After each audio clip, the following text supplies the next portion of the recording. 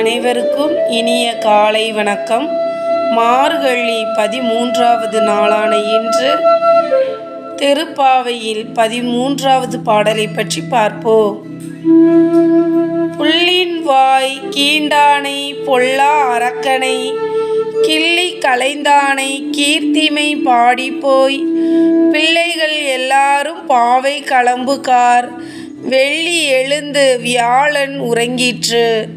புல்லும் சிலம்பினகான் போதரி கண்ணினாய் குள்ள குளிர குடைந்து நீர் ஆடாதே பள்ளி கிடத்தியோ பாவாய் நீ நன்னாளால் கள்ளம் தவிர்த்து கலந்தேலோர் எம்பாவாய். அதாவது பறவை வடிவம் கொண்டு வந்த பகாசுரனின் வாயை பிளந்து அழிக்கவும் பிறன்மனை நாடிய ராவணனின் தலையை கொய்யவும் அவதாரம் எடுத்த நாராயணனின் புகழை பாடியபடியே நம் தோழியர் எல்லாரும் பாவை விரதம் இருக்கும் இடத்திற்கு சென்றாகி விட்டது.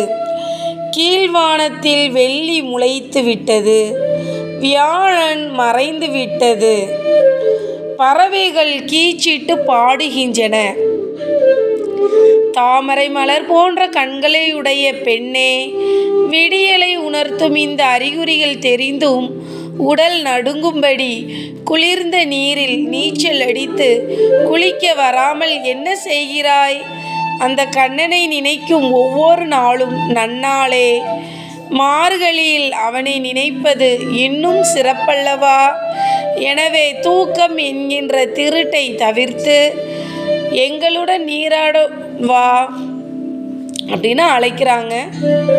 அதாவது இதில் கள்ளம் தவிர்ந்து என்கிறாள் ஆண்டாள். தூக்கம் ஒரு திருட்டுத்தனம் அப்படின்னு சொல்கிறாங்க. பொருளை திருடினால்தான் நம்ம திருட்டு அப்படின்னு சொல்லுவோம். ஆனால் அது மட்டும் திருட்டு அல்ல.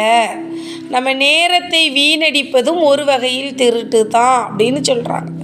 அதிலும் பகவானை நினைக்காத ஒவ்வொரு நிமிடமும் நமக்கு நாமே செய்யும் திருட்டு தான். வயதான பிறகு திருப்பாவையை படிக்கலாமே என நினைக்கக்கூடாது. அப்போது வாய் உளர ஆரம்பிக்கும். சில நேரங்களில் பாட முடியாமலே போய்விடும். அதனால் இப்போவே நம்ம என்ன செய்யணுமா, பகவானை நினைத்து என்ன பயன்? இளமையிலேயே நம்ம பகவானை திருநாமங்களை சொல்லி அவனது திருக்கதியை படித்தால்தான் செல்வங்கள் நம்மை தேடி வரும் அப்படின்னு சொல்லி சொல்கிறாங்கங்க. சரி, நன்றிங்க. நான் உங்கள் முத்துவேல் கல்கி.